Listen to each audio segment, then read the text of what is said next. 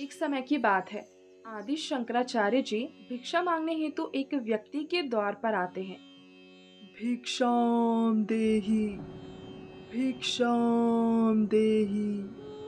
अंदर से एक महिला आवाज सुन बाहर निकल कर आती है और देखती है एक तेजस्वी याचक उनके द्वार पर खड़े हुए हैं और भिक्षा मांग रहे हैं। वह गृहिणी उन्हें अपने द्वार पर देख बड़े असमंजस में पड़ जाती है। वह रसोई में जाती है और चारों तरफ देखती है और कहती है, मेरे पास तो इन्हें देने के लिए कुछ भी नहीं है। भला मैं अतिथि को भिक्षा में क्या दूं? कहाँ से लाकर दूं? महिला पूरे घर में घूम घूम कर देखने लगती है कि शायद भिक्षा में कोई चीज देने के लिए मिल जाए। उसे अपनी अवस्था पर रोना आ रहा था। बार बार एक ही बात उसके मस्तिष्क में गूंज रही थी कि क्या मुंह लेकर वह याचक के पास जाए।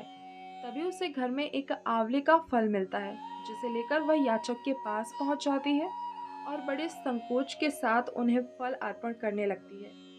शंकराचार्य जी को उसकी दुखावस्था पर बड़ा तरस आता है।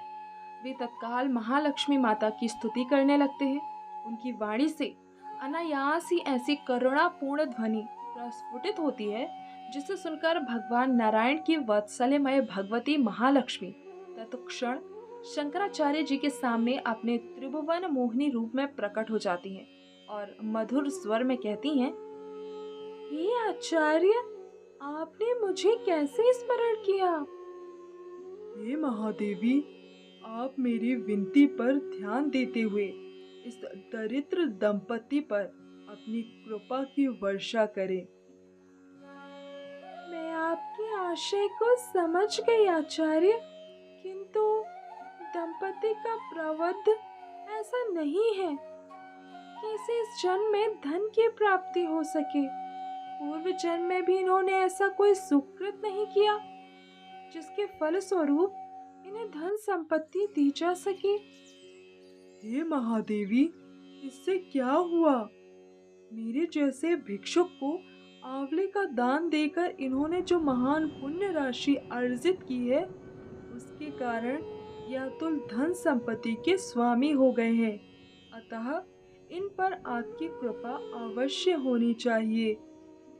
शंकराचार्य जी की इस युक्ति का खंडन भगवती महालक्ष्मी भी नहीं कर सकी और उसी समय उस दंपति के घर के आंगन में सुवर्ण की वर्षा कर दी, जिसके फलस्वरूप उसका दरिद्र सदैव के लिए दूर हो गया और वह प्रचुर धन संपत्ति के स्वामी हो गए।